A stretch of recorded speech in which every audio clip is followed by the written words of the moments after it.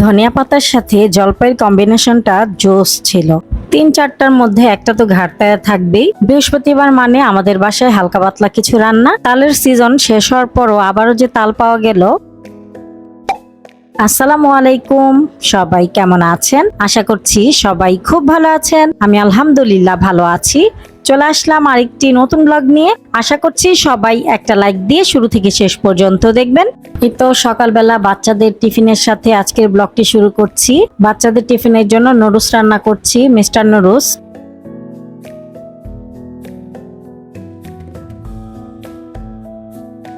নুডলসটাকে সেদ্ধ করে নিয়েছি। এখন তেলের উপর পেঁয়াজ কুচি দিয়ে দিলাম,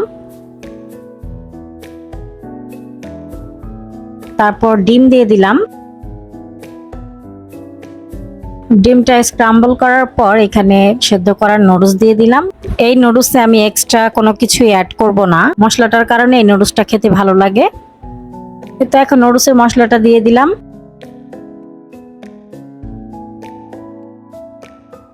আর মশলাটা ঝাল হওয়ার কারণে আমি এখানে অল্প কিছুটা কাঁচামরিচ দিব, বেশি কাঁচামরিচ দিব না।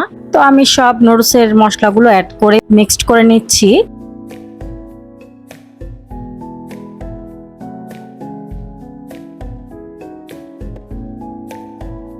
তারপর বাচ্চাদের টিফিন বক্সে দিয়ে দিচ্ছি।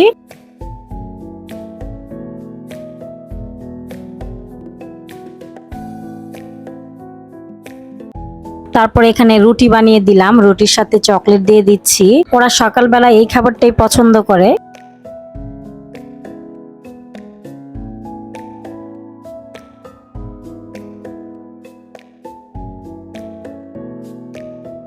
এই তো আমার বাবা এখন স্কুলে চলে যাচ্ছে, আর ওর বোন অলরেডি চলে গিয়েছে।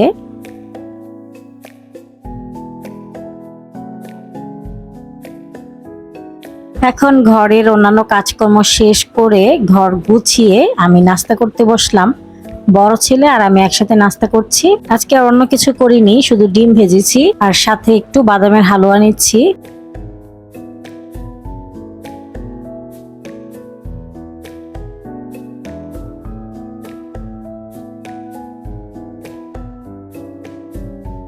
এখন এক প্যাকেট কফি 2 মা ছেলে অর্ধেক অর্ধেক খাবো। একটা নিলে বেশি হয়ে যায়, এজন্য অর্ধেক করে নিচ্ছি।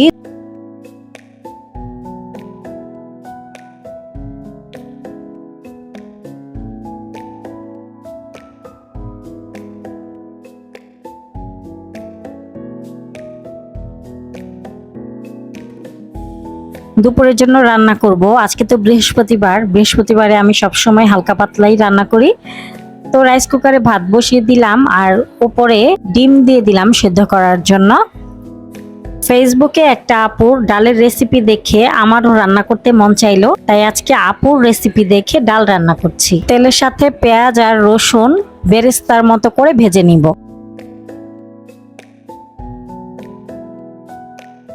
এই তো আমার বেরেস্তা হয়ে গেছে, এখন আমি উঠিয়ে নিচ্ছি।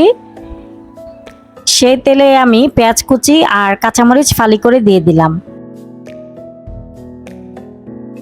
আর তেজপাতা দিয়ে দিলাম। পেঁয়াজটা হালকা ভাজার পর এখানে আমি মসুরের ডাল দিয়ে দিলাম। তারপর এখানে কিছুটা হলুদের গুঁড়া দিলাম আর পরিমাণ মতো লবণ দিলাম। একটু সময় ডালটাকে ভেজে নিতে হবে।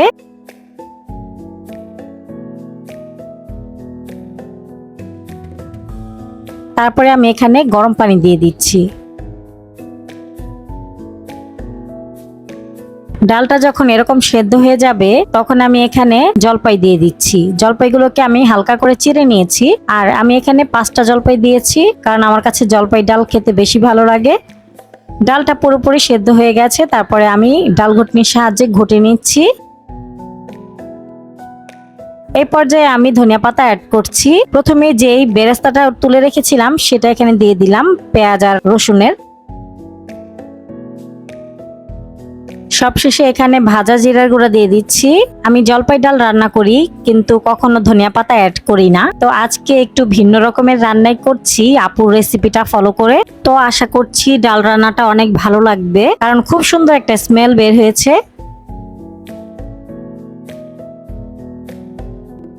শুরুতেই বলেছিলাম না যে 3-4টার মধ্যে একটা ঘাটতারা থাকে, 3-4টা মানুষের ভিতরে যেমন একটা ঘাটতারা থাকে, ডিম সিদ্ধ করলেও এরকম একটা ঘাটতারা থাকে। এই ডিমটার অবস্থা কি হয়েছে ছিলতে গিয়ে দেখেছেন? তো ডিমটাকে আমি হালকা করে ভেজে নিচ্ছি একটু হলুদ মরিচ আর লবণ মাখিয়ে। আজকে ডিমের সালন রান্না করব। কোন গ্রামে যেন এই কথাটা বলে যে ডিমের সালন। তো আমাদের ঘরে বাচ্চারা বা আমি খুবই পছন্দ করি এই তরকারিটা। ডিমটা ভাজা হয়ে গেছে, এখন আমি তেলের উপর পেঁয়াজ কুচি আর তেজপাতা দিয়ে দিলাম। পেঁয়াজটা হালকা ভাজার পর এখানে হলুদ মরিচ ধনিয়ার গুঁড়া দিয়ে দিচ্ছি, জিরার গুঁড়া দিয়ে দিলাম, তারপর পানি দিয়ে দিলাম, আদা রসুন বাটা, পরিমাণ মতো লবণ দিয়ে মশলাটাকে ভালো মতো কষিয়ে নেব। মশলাটা কষানো হয়ে গেছে, এখন আমি আলু দিয়ে দিচ্ছি।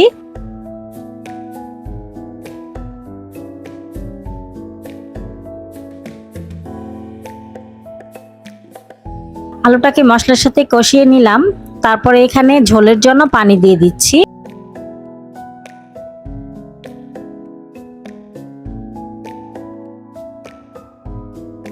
আলুটা সেদ্ধ হয়ে গেছে, তারপরে আমি এখানে ভেজে রাখা ডিম দিয়ে দিচ্ছি, কয়েকটা কাঁচামরিচও দিয়েছি, তারপর দিয়ে দিলাম ভাজা জিরার গুঁড়া আর সবশেষে দিয়ে দিলাম ধনিয়া পাতা কুচি। এই তো তৈরি হয়ে গেল মজাদার ডিমের সালন।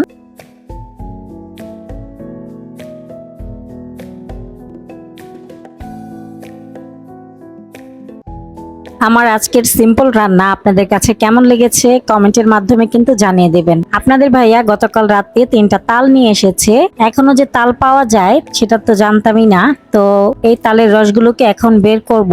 তালের রস বের করতে করতে অনেকটা টাইম হয়ে গেছে, এখন 3টা বাজে। তো ভাত খেতে বসলাম, মেয়ে আর আমি একসাথেই খাচ্ছি। মেয়েকে কিন্তু এখনো আমি খাইয়ে দেই, আর ও তো কলেজ থেকে আসছে, এখন আরো হাত দিয়ে খাবে না, টায়ার্ড হয়ে আসছে, তো এই জন্য খাওয়াই দিতে হচ্ছে।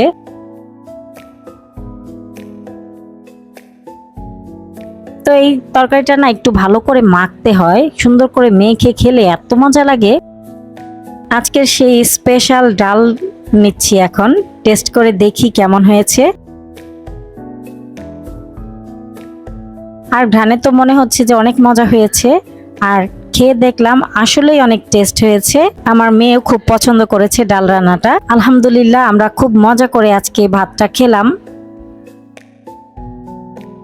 রসগুলোকে প্রসেস করে এখন আমি কাঁচা অবস্থায় বয়ামে ভরে নিয়েছি, ডিপ ফ্রিজে রেখে দিব। এটা একদমই র তালের রস, কোনো কিছু মিক্সড করিনি, আবার জালও দেইনি। এখন পর্যন্ত যারা আমার ইউটিউব চ্যানেলটি সাবস্ক্রাইব করেননি তারা প্লিজ আমার চ্যানেলটি সাবস্ক্রাইব করবেন, আর ফেসবুক থেকে দেখলে আমার ফেসবুক পেজটাও ফলো করবেন। যারা করেছেন তাদের সবাইকে অসংখ্য ধন্যবাদ। ইয়াসিন এখন সন্ধ্যার নাস্তা করছে।